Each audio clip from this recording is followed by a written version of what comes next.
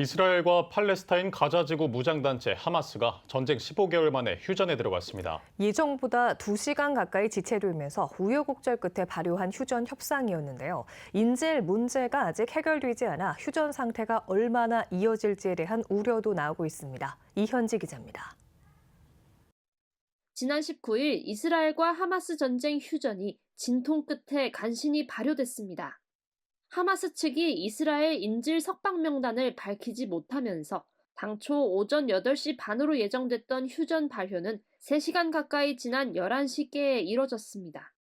이번 휴전 결정엔 이스라엘이 받은 대내외적 압박이 작용했습니다.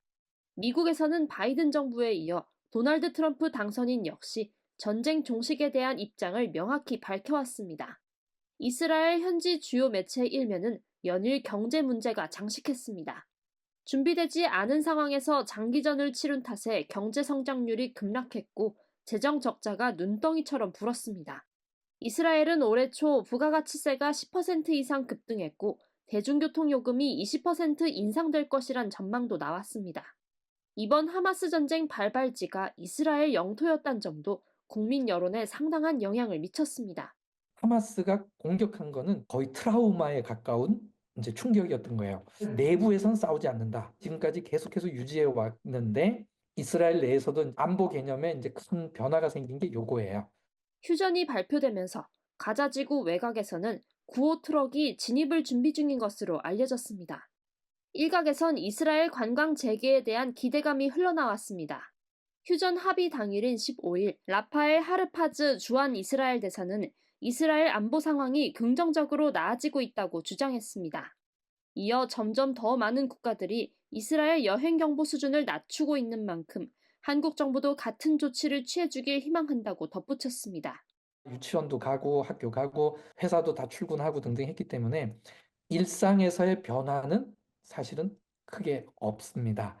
전쟁이 끝난 다음에 곳곳에서 또 작은 테러들이 일어나면은 이건 또 계속 불안한 요소가 되잖아요.